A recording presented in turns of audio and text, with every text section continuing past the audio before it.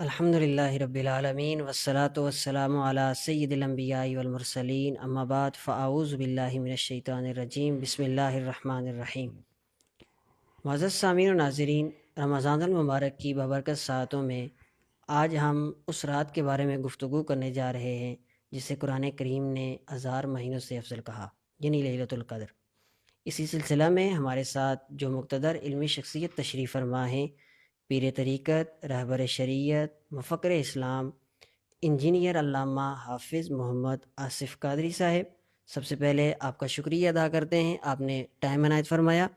حضور یہ ارشاد فرمائیں کہ لیلۃ القدر ہے کیا اور یہ 1000 مہینوں سے افضل کیوں ہے؟ نحمدہ ونصلی ونسلم علی رسولہ الکریم، بسم اللہ الرحمن الرحیم۔ لیلۃ القدر کے معنی ہیں قدر والی رات، جی قدر و منزلت والی رات، اور اسے قرآن کریم نے خود لیلۃ القدر اس لیے فرمایا کہ انا انزلناہ فی لیلۃ القدر، ہم نے اس قرآن کو لیلۃ القدر میں نازل کیا۔ قرآن کریم نہایت قدر و منزلت والی کتاب ہے جو اللہ تعالیٰ نے ایک نہایت قدر والے، نہایت شان والے فرشتے حضرت جبریل امی علیہ السلام کے ذریعے نازل فرمائی، اور یہ کتاب جس ذات اقدس پر نازل ہوئی وہ ذات اقدس امام الانبیاء، حبیب کبریا، سید عالم، نور مجسم صلی اللہ تعالیٰ علیہ وسلم کی ذات اقدس ہے۔ گویا یہ کہنا بالکل بجا ہوگا کہ اللہ تبارک و تعالیٰ جل شانہ نے نہایت قدر والی کتاب، نہایت قدر والے فرشتے کے ذریعے نہایت قدر و منزلت والے رسول پر نازل فرمائی ایک قدر والی رات میں۔ تو انا انزلناہ فی لیلۃ القدر۔ پھر فرمایا وما ادراک ما لیلۃ القدر، اور تم نے کیا جانا کہ لیلۃ القدر کیا ہے؟ لیلۃ القدر خیر من الف شہر، لیلۃ القدر 1000 مہینوں سے بہتر ہے۔ سبحان اللہ۔ اس کے 1000 مہینوں سے بہتر ہونے کا سبب تو نزول قرآن ہے، جیسا کہ میں نے ذکر کیا، لیکن اس کے شان نزول میں بعض روایات موجود ہیں کہ صحابہ کرام علیہم الرضوان کے سامنے ایک شخص کا ذکر کیا گیا، سابقہ امتوں سے تعلق رکھنے والا، جس نے 1000 مہینے تک اللہ کی راہ میں جہاد کیا۔ تو صحابہ کرام علیہم الرضوان کو اپنی عبادات اپنی عمر کے اعتبار سے نہایت کم محسوس ہوئیں۔ تو آقا کریم صلی اللہ تعالیٰ علیہ وسلم کو اللہ تبارک و تعالیٰ نے یہ مقدس رات عطا فرمائی کہ کوئی شخص اگر اس رات میں عبادت کرے تو اس ایک رات کی عبادت کا ثواب 1000 مہینوں سے بہتر ہے۔ سبحان اللہ۔ پھر یہ دیکھیے کہ یہ نہیں فرمایا کہ 1000 مہینوں کے برابر ہے، یعنی 83 سال 4 مہینے بنتے ہیں 1000 مہینوں کے۔ تو فرمایا لیلۃ القدر خیر من الف شہر، شب قدر 1000 مہینوں سے بہتر ہے۔ کتنی بہتر ہے؟ یہ 2 گنا بہتر ہے، 4 گنا بہتر ہے، 10 گنا بہتر ہے، 1000 گنا بہتر ہے، لاکھ گنا بہتر ہے؟ یہ نہیں فرمایا لیلۃ القدر خیر من الف شہر، بس یہ فرمایا کہ یہ رات 1000 مہینوں سے بہتر ہے۔ اگر کوئی شخص اس رات میں عبادت کرے گا تو اس کے اخلاص کے اعتبار سے اللہ تبارک و تعالی اسے کئی 1000 مہینوں کی عبادت کا ثواب بھی عطا فرما سکتا ہے۔ تو لیلۃ القدر خیر من الف شہر، یہ 1000 مہینوں سے بہتر ہے۔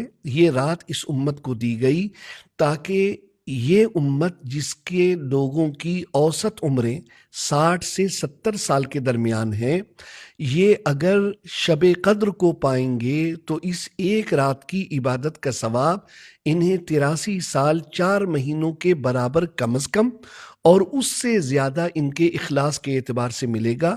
اس طرح اس امت کے لوگوں کے نامہ اعمال میں بھی سابقہ امتوں کے مقابلے میں کروڑوں نیکیاں درج ہوں گی، اور ان کے نامہ اعمال بھی اللہ تعالیٰ کی بارگاہ میں بہت وزنی ہوں گے۔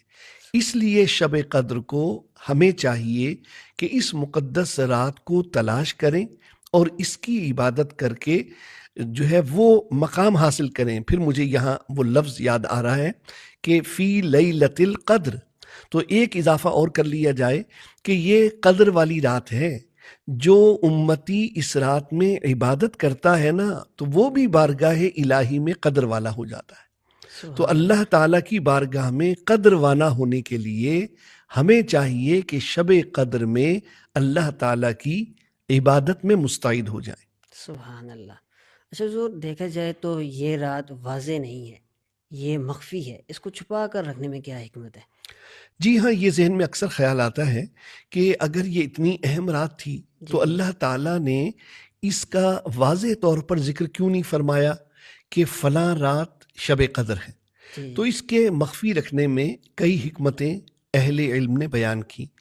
مثال کے طور پر ایک حکمت یہ ہے کہ اگر یہ بتا دیا جاتا کہ فلاں رات مثال کے طور پر 21ویں شب رمضان شریف کی شب قدر ہے، تو جن لوگوں کو یہ شب ملتی تو وہ تو خوش ہوتے، اور جن کو یہ شب نہ مل پاتی کسی عذر کی وجہ سے، بیماری کی وجہ سے، سفر کی وجہ سے، وہ اس رات میں اللہ تعالیٰ کی عبادت نہ کر پاتے تو انہیں بہت زیادہ صدمہ ہوتا، اور وہ رمضان شریف کی باقی راتوں میں بھی دل جمعی کے ساتھ عبادت نہیں کر پاتے.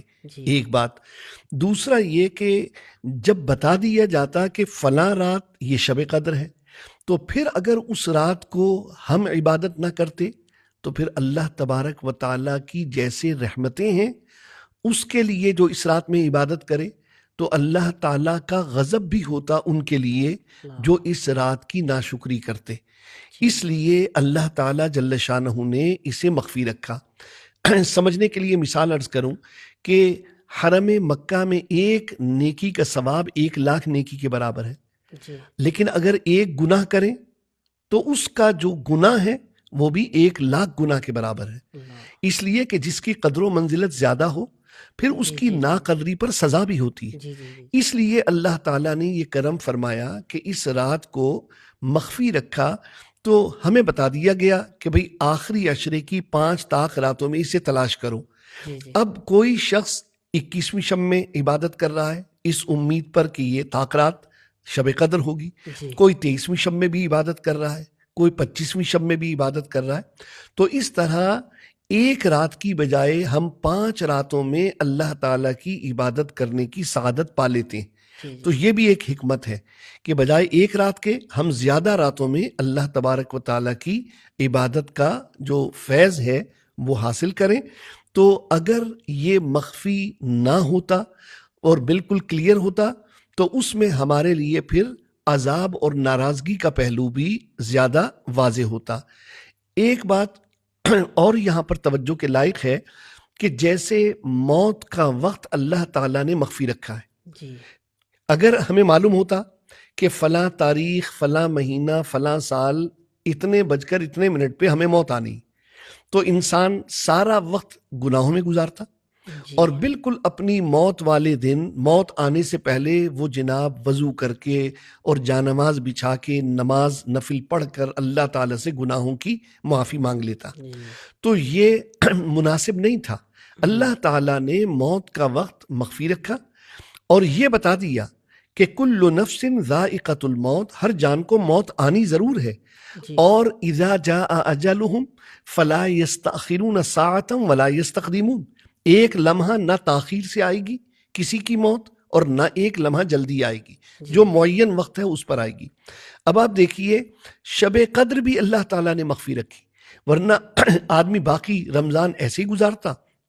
سب کو معلوم ہوتا کہ بھئی فلاں تاریخ جو ہے نا شب قدر ہے، اور وہ اسی رات کو صرف عبادت کرتا اور اس سے پہلے اس ماہ مقدس کی عظمتوں اور برکتوں سے وہ محروم رہتا. اس لیے اللہ تعالیٰ نے یہ رات مخفی رکھی اور اس رات کو ہمارے لیے اللہ تعالیٰ جل شانہ نے رمضان شریف کی آخری 5 راتوں میں پوشیدہ فرما دیا. جی اچھا حضور، اس رات کی تعین کے متعلق کیا حدیث مبارکہ سے بھی کوئی ثبوت ملتا ہے؟ اصل میں اس حوالے سے مختلف اقوال ہیں. امام اعظم ابو حنیفہ رضی اللہ تعالیٰ عنہ کا ایک قول یہ ہے کہ وہ فرماتے ہیں کہ شب قدر پورے سال میں کسی بھی رات کو ہو سکتی ہے، اور یہ قول ان کی ذاتی رائے نہیں ہے، جی جی یہ مشہور صحابی رسول حضرت عبداللہ بن مسعود رضی اللہ تعالیٰ عنہ کا قول ہے، اچھا اس کی بنیاد پر انہوں نے یہ قول ارشاد فرمایا۔ اور دوسرا قول امام اعظم ابو حنیفہ رضی اللہ تعالیٰ عنہ کا یہ ہے کہ یہ ماہ رمضان کی 27ویں شب کو ہوتی ہے شب قدر۔ اسی طرح جو علماء شافعیہ ہیں وہ کہتے ہیں کہ 21ویں شب کے شب قدر ہونے کے امکانات زیادہ ہیں۔ اچھا اسی طرح امام مالک اور امام احمد بن حنبل، ان کے نزدیک آخری طاق راتوں میں سے کوئی رات، آخری عشرے کی کوئی سی بھی طاق رات شب قدر ہو سکتی ہے۔ کسی سال کوئی طاق رات شب قدر ہوتی ہے اور اگلے سال کوئی اور طاق رات شب قدر ہوتی ہے۔ یہ امام مالک اور امام احمد بن حنبل رحمہم اللہ تعالی جو ہے ان کا قول ہے۔ جی جی اب دیکھیے اس میں ایک تو یہ سلسلہ ہے، دوسرا شیخ محی الدین ابن عربی رحمۃ اللہ تعالی علیہ وہ فرماتے ہیں شب قدر دو ہوتی ہیں، جی ایک وہ جو نزول قرآن کی رات ہے، اور وہ سال میں کسی بھی مہینے کی کوئی رات ہو سکتی ہے۔ وہ کہتے ہیں میں نے ماہ رمضان کے علاوہ شب قدر کو دوسرے مہینوں میں پایا، اچھا اور جس سال قرآن کریم نازل ہوا وہ شب قدر رمضان شریف میں تھی۔ یہ انہوں نے اس میں جو ہے نا وہ حکمت بیان فرمائی۔ جی اسی قول کی بنیاد پر شاہ ولی اللہ محدث دہلوی رحمۃ اللہ تعالی علیہ نے بھی اس کی تائید فرمائی۔ اور دوسرا قول ان کا یہی ہے کہ دوسری شب قدر وہ کہتے ہیں کہ وہ ماہ رمضان المبارک کی طاق راتوں میں سے آخری عشرے کی کوئی بھی رات ہو سکتی ہے۔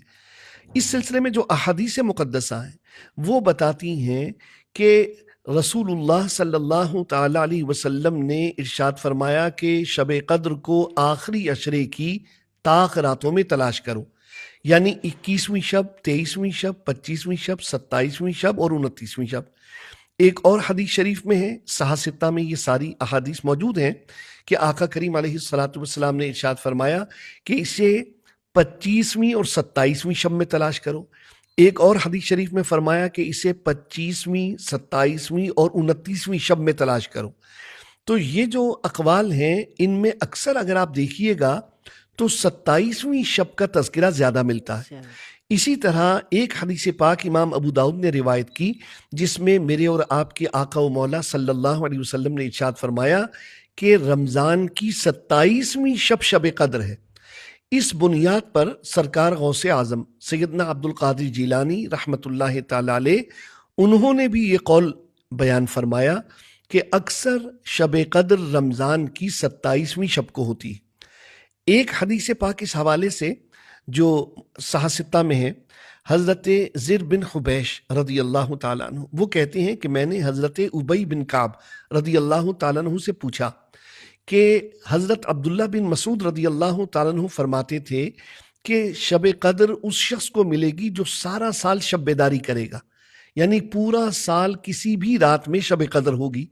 تو اس پر حضرت ابی رضی اللہ عنہ نے جواب دیا، وہ فرمانے لگے کہ اللہ تعالیٰ عبداللہ بن مسعود پر رحمت نازل فرمائے، وہ اچھی طرح جانتے تھے کہ شب قدر 27ویں شب کو ہوتی ہے، مگر انہوں نے اس لیے کہ امت عبادت میں مستعد رہے جی اور ایک ہی رات پر اکتفا نہ کرے، انہوں نے اس لیے پورے سال کا قول بیان فرمایا۔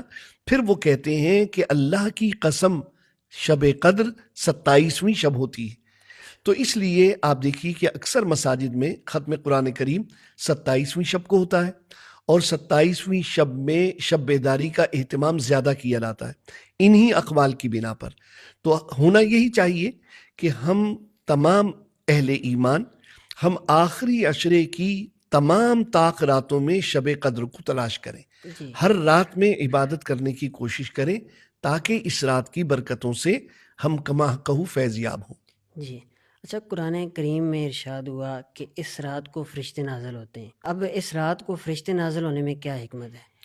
جی ہاں، اسی سورہ مبارکہ کا جو اگلا حصہ ہے، تنزل الملائکۃ والروح فیہا باذن ربہم، اللہ تعالیٰ کے حکم سے فرشتے اور روح قدس یعنی جبریل امی علیہ السلام اس رات میں نازل ہوتے ہیں۔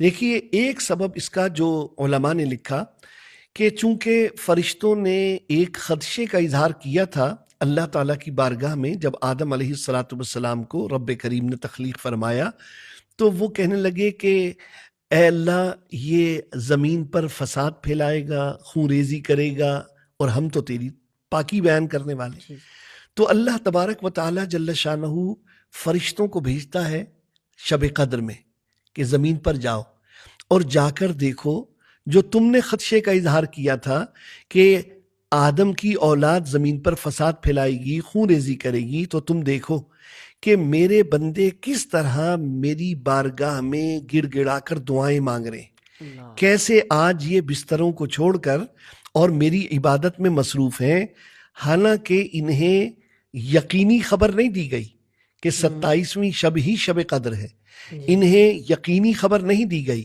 کہ 21ویں شب ہی شب قدر ہے، لیکن یہ 21ویں شب ہو یا 23ویں ہو یا 25ویں ہو یا 27ویں یا 29ویں، یہ میری عبادت میں جس طرح مستعد ہیں، تو ظن کی بنیاد پر، گمان کی بنیاد پر اگر انہیں یقین ہوتا کہ یہ رات شب قدر ہے تو یہ کس قدر زیادہ خشوع و خضوع سے میری عبادت کرتے۔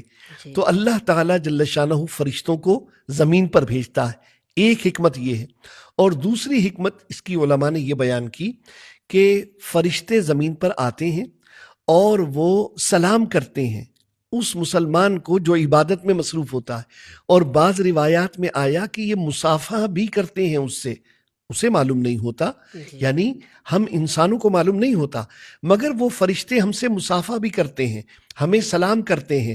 اس کی کیفیت یہ علماء نے لکھی کہ جس شخص سے فرشتے مصافحہ کریں اس پر پھر خشیت طاری ہو جاتی ہے، اس پر اللہ تبارک و تعالیٰ کی محبت میں ایک خاص کیفیت طاری ہو جاتی، اور وہ اللہ تعالیٰ کی بارگاہ میں آنسو بہانے لگتا ہے، اپنے گناہوں پر اللہ کی بارگاہ میں اور شرمسار ہو جاتا ہے۔ تو یہ فرشتے آئیں زمین پر تو ہمیں سلام کرنے کے لیے، فرشتے آئیں زمین پر اس لیے کہ وہ دیکھیں کہ اولاد آدم کس طرح اپنے رب کی عبادت میں اور مناجات میں اور آہوزاری میں مصروف ہے۔ سبحان اللہ حضور۔ اچھا، اس رات کی کیا کوئی علامات بھی بیان کی گئی ہیں؟ جی، اس رات کی علامات تفسیر در منصور دیکھیے اور بعض دیگر کتابیں، تو اس میں یہ موجود ہے کہ اس رات میں موسم معتدل ہوتا ہے اور چاندنی پھیلی ہوتی ہے، اور اس رات میں کتوں کے بھونکنے کی آوازیں نہیں آتی، یہ رات پرسکون رات ہوتی ہے اور موسم معتدل ہوتا ہے، اور جب اس کی صبح طلوع ہوتی ہے تو سورج ہموار انداز میں طلوع ہوتا ہے، یعنی اس کے ساتھ شعاعیں نہیں ہوتی۔ اور بعض کتابوں میں یہ لکھا ہوا ہے، جیسے حضرت عثمان بن ابی العاص کا ایک غلام تھا، وہ سمندری جہازوں میں رہا، ملاح تھا وہ، تو وہ کہتا ہے کہ میں نے رمضان کی طاق رات آئی اور میں نے اس میں سمندر کا پانی چکھا کسی ضرورت کے تحت، تو وہ کھارا نہیں، میٹھا ہو گیا تھا۔ اسی طرح ایک اور قول بھی ملتا ہے ایک تابعی کے حوالے سے کہ وہ کہتے ہیں کہ میں نے سمندر کا پانی چکھا تو وہ میٹھا ہو چکا تھا۔ یعنی ایک علامت یہ بھی ہے کہ اس رات میں ایسا وقت آتا ہے جس میں سمندر کا کھارا پانی بھی میٹھا ہو جاتا ہے، لیکن ظاہر ہے کہ یہ وہ علامات ہیں جن کو ہم ویسے تلاش نہیں کر سکتے۔ تو ہمارے لیے یہ کافی ہے کہ اگر ہم اس رات میں عبادت کریں اور اس میں ہم پر رقت طاری ہو، ہمیں اللہ تبارک و تعالیٰ جل شانہ کی طرف ہمارا دل کھنچے، تو یہ بھی ایک علامت ہے کہ فرشتے نازل ہوں تو سب سے پہلے بندے کو سکون قلب حاصل ہوتا ہے۔ فرشتے نازل ہوں تو بندے کو گرد و پیش میں رحمت کا احساس ہوتا ہے۔ تو اگر یہ احساس بندے پر طاری ہو رہا ہے تو یہ ایک علامت ہے کہ یہ رات شب قدر ہے۔ حضرت عبداللہ ابن عباس رضی اللہ تعالی عنہما، انہوں نے ایک بڑی زبردست بات اس حوالے سے کہی ہے۔ وہ فرماتے ہیں کہ لیلۃ القدر کے جو حروف کی تعداد ہے وہ 9 ہے۔ لیلۃ القدر کے حروف کی تعداد نکالیے 9۔ پھر وہ کہتے ہیں کہ یہ جو لیلۃ القدر ہے یہ اس صورت میں 3 مرتبہ آیا ہے۔ انا انزلناہ فی لیلۃ القدر وما ادراک ما لیلۃ القدر لیلۃ القدر خیر من الف شہر۔ تو وہ کہتے ہیں کہ 9 کو 3 سے ضرب دیا جائے تو 27 حاصل ضرب آتا ہے۔ اس سے اندازہ ہوتا ہے کہ 27ویں شب کے لیلۃ القدر ہونے کے امکانات زیادہ ہیں۔ اسی طرح حضرت عبداللہ ابن عمر رضی اللہ تعالیٰ عنہ کہتے ہیں کہ حضرت عمر رضی اللہ تعالیٰ عنہ نے صحابہ سے پوچھا کہ بھائی لیلۃ القدر کے بارے میں بتائیں کہ امکان کیا ہے، کون سی رات لیلۃ القدر ہوگی؟ تو حضرت عبداللہ ابن عمر کہتے ہیں کہ جب میری باری آئی تو میں نے کہا کہ اللہ تبارک و تعالیٰ کو 7 کا ہندسہ پسند ہے۔ آسمان 7 ہیں، زمینیں 7 ہیں، اسی طرح صفا و مروہ کے چکر 7 ہیں، طواف کے چکر 7 ہیں، شیطانوں کو 7 کنکریاں ماری جاتی ہیں۔ تو 7 کے جو مناسبات تھے وہ حضرت ابن عمر نے سارے بیان کیے اور کہا اس نسبت سے میرا خیال ہے کہ آخری عشرے کی 7ویں رات اس کے شب قدر ہونے کے امکانات زیادہ ہیں۔ اس لیے 27ویں شب کو بطور خاص اہتمام کیا جائے شب بیداری کا، اور کوشش یہ کی جائے کہ باقی راتوں میں بھی۔ یہاں یہ بالکل ہمارا طرز عمل نہیں ہونا چاہیے، کیونکہ جب ہمیں آقا کریم صلی اللہ تعالیٰ علیہ وسلم نے یہ فرما دیا کہ آخری عشرے کی طاق راتوں میں اسے تلاش کرو، تو پھر ہمیں اسی قول رسول صلی اللہ علیہ وسلم پر عمل کرنا چاہیے اور ساری طاق راتوں میں عبادت کی بھرپور کوشش کرنی چاہیے۔ ورنہ جو کم سے کم درجہ ہے وہ بھی میں عرض کر دوں آپ کے سامنے کہ آپ نے عشاء کی نماز جماعت کے ساتھ ادا کی، آپ نے فجر کی نماز جماعت کے ساتھ ادا کی۔ ایک تو یہ فضیلت ہے کہ جس کی بنا پر آپ کو شب بیداری کا ثواب ملنے کی توقع ہونی چاہیے، اور دوسرا یہ کہ جو اعمال ہلکے ہیں یعنی ان میں مشقت نہیں ہے، مثال کے طور پر 3 مرتبہ قل هو اللہ شریف تلاوت کر لیجئے، 1 قرآن کریم کی تلاوت کا ثواب ملے گا۔ سورہ فاتحہ ایک بار تلاوت کر لیجئے، 2/3 قرآن کریم کی تلاوت کا ثواب ملے گا۔ اسی طرح پھر تسبیح فاطمہ رضی اللہ تعالی عنہ وہ 1 مرتبہ پڑھ لیجئے، اسی طرح 100 مرتبہ درود شریف پڑھ لیجئے۔ یعنی جو شخص شب قدر کو پالے، یعنی یہ وہ اعمال ہیں، سورہ ملک 1 بار تلاوت کر لیجئے، سورہ الف لام میم سجدہ 1 بار تلاوت کر لیجئے، اور سورہ آل عمران کا آخری رکوع تلاوت کر لیجئے۔ یہ فضیلت والی آیات قرآن کریم میں جو آئیں۔ اب ہوگا یہ کہ جب آپ نے 21ویں شب میں یہ کام کیا، آپ کو یہ سارا کام انجام دینے میں، یہ سارے اعمال کرنے میں آپ کو 15-20 منٹ لگے یا آدھا گھنٹہ لگ گیا، اور آپ دیکھیے آدھے گھنٹے کی مشقت کی بنا پر اگر یہ رات شب قدر ہوئی تو آپ کو 84 سال کم و بیش کم از کم عبادت کرنے کا ثواب مل گیا۔ 100 روپیہ صدقہ کر دیجئے، 100 روپے کی کوئی حیثیت نہیں، 100 روپیہ آپ صدقہ کر دیجئے، اگر یہ رات شب قدر ہوئی تو آپ کو اتنا ثواب ملے گا جیسے آپ نے 84 سال تک 100 روپیہ روزانہ صدقہ دیا، 1000 مہینے سے زیادہ، اور یہ تو منیمم ہے، زیادہ تو جو اللہ تعالیٰ عطا فرمائے۔ تو یہ کام 21ویں شب میں بھی کیجئے، 23ویں شب میں بھی کیجئے، 25ویں میں بھی کیجئے، تو جو رات بھی شب قدر ہوگی یہ آدھے گھنٹے کی مشقت انشاءاللہ تعالی ہمیں بہت زیادہ اجر و ثواب کا حقدار بنا دے گی۔ سبحان اللہ، ماشاءاللہ حضور، کمال انداز میں آپ نے لیلۃ القدر کے حوالے سے گفتگو فرمائی، ہم آپ کا پھر سے شکریہ ادا کرتے ہیں۔ تو جی ناظرین، آج کی گفتگو سے ہمیں یہ اندازہ ہو گیا کہ لیلۃ القدر محض ایک رات نہیں بلکہ رحمت، مغفرت اور قرب الہی حاصل کرنے کا سنہری موقع ہے۔ اللہ تبارک و تعالیٰ سے دعا ہے کہ اللہ تعالیٰ ہمیں اس رات کی قدر کرنے اور اس رات میں خوب خوب عبادات کرنے کی توفیق عطا فرمائے۔ اگلے پروگرام تک ہمیں اجازت دیجیے۔ السلام علیکم ورحمۃ اللہ وبرکاتہ۔